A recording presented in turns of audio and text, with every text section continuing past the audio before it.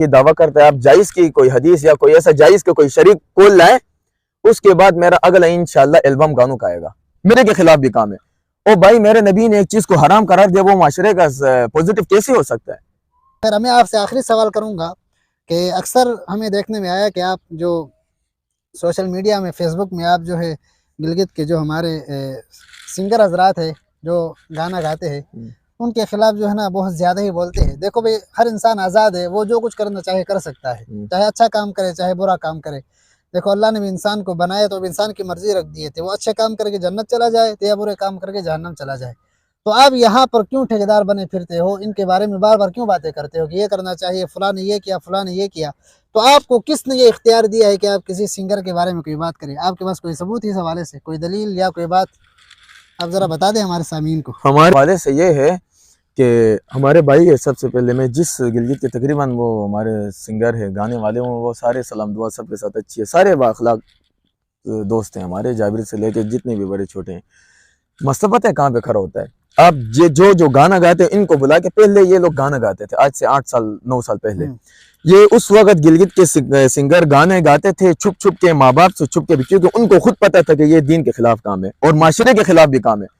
او بھائی میرے نبی نے ایک چیز کو حرام قرار دیا، وہ معاشرے کا پوزیٹو کیسے ہو سکتا ہے؟ لگتا تھا کہ ہم غلط کر رہے ہیں، یہ چھپ چھپ کے گانے گاتے تھے، ماں باپ ناراض نہ ہو جائے، فیل کی بےزتی کر لو۔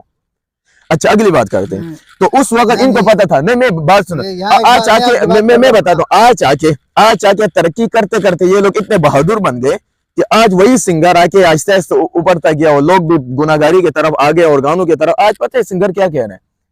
بحث ادھر سے شروع ہوتی ہے، ورنہ ناجائز کام تو سارے کر رہے ہیں، دیگر چیزیں کر رہے ہیں۔ ہمارا تو فروٹ بیچنے والا بھی 300 کا فروٹ 600 کا بیچ رہا ہے، یہ تو اس سے بڑا گناہ ہے۔ لیکن فروٹ بیچنے والے کو ہم منع اس لیے نہیں کرتے کہ وہ آگے سے یہ دعویٰ نہیں کرتا ہے کہ یہ جائز ہے، وہ شرمندہ ہوتا ہے۔ سنگر آج کل دلائل دے رہے ہیں ہمیں کہ یہ جائز ہے، موسیقی یہ روح کی غذا وغیرہ۔ میں بات پوری کر رہا ہوں۔ دیکھو بھائی آپ ایک غلطی کر رہے ہیں تو اپنی غلطی کو دیکھو، آپ کسی کام کو غلط سمجھیں گے اللہ توبہ کی توفیق دے گا، لیکن آپ اس کو صحیح سمجھ کر کریں گے تو یقیناً یہ آپ کے لیے وبال جان بن جائے گا۔ اچھا اگلی بات میں مفتی صاحب میں کر رہا تھا، میں بات پوری کرتا ہوں کہ اچھا اب یہ اتنے مضبوط ہو گئے نا کہ اب یہ ہمارے خلاف، دین کے خلاف دلائل دینے لگے۔ اب ایک طرف شہراز کی رائے ہے کہ جی گانا ناجائز ہے، آگے سے ایک بڑے سنگر کی رائے آتی ہے کہ نہیں جائز ہے۔ ٹھیک ہے بھائی، شہراز کی کیا اوقات ہے آپ کو منع کرے؟ باہر میں جائے شہراز کی رائے ہو شہراز۔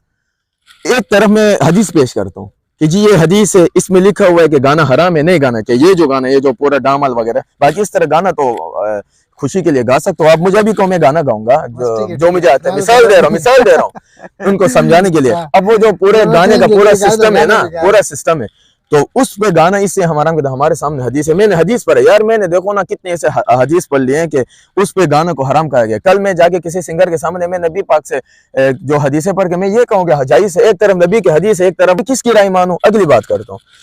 اب دیکھو کیا معاملہ ہے، میں ان سے سوال کرتا ہوں جتنے سنگر تک شاعری کی ویڈیو ہو جائے وہ دیکھے، ایک کام کریں، وہ کل لا کے نا اس حدیث کے مقابلے میں ہمیں کوئی ایسا حدیث، کوئی ایسی رائے جائز والی جو اس زمانے کے گانا جائز ہے۔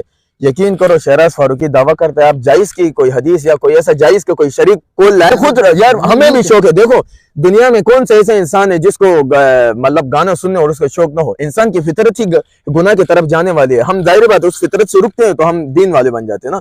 مجھے شوق ہے گانے سننے کا بھی شوق ہوتا ہے کبھی کبھار، اور گانے گانے کا بھی شوق ہوتا ہے۔ میں اگر شہراز فاروقی اپنے شوق کو پیچھے ہٹا کے رکتا ہوں، کس وجہ سے؟ اپنے آقا کی محبت، آقا کی اس حدیث کی قدر کرتا ہوں، ورنہ کیا یار مجھے بھی جابر کا البم سننے کا شوق ہے، تو یہ چیزیں جائز کا کون ہے، ہم بھی البم نکالیں گے۔ اگر آپ گانا گاتے ہیں، آپ کو شوق ہے تو بھلے گائے، ہم آپ کے لیے دین کے ٹھیکیدار نہیں بن جاتے ہیں، لیکن کم از کم یہ ظلم تو نہ کرے کہ آپ ایک ناجائز چیز کو جائز کرنے کے لیے آپ کسی بھی طرح کوئی دلیل لے کر آ جائے، تو یقیناً یہ انتہائی ناانصافی کی بات ہوگی۔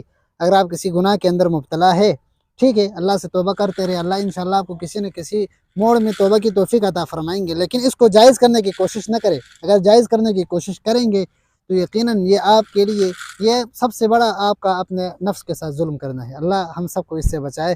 فاروقی صاحب بہت شکریہ، جزاک اللہ خیرہ۔ یقیناً انتہائی کڑوے سوالات ہم نے کیے ہیں، اور ناظرین ہم آپ کو یہ بتا دیں کہ ان میں سے کوئی ایک سوال بھی ہم نے پہلے سے طے نہیں کیا تھا۔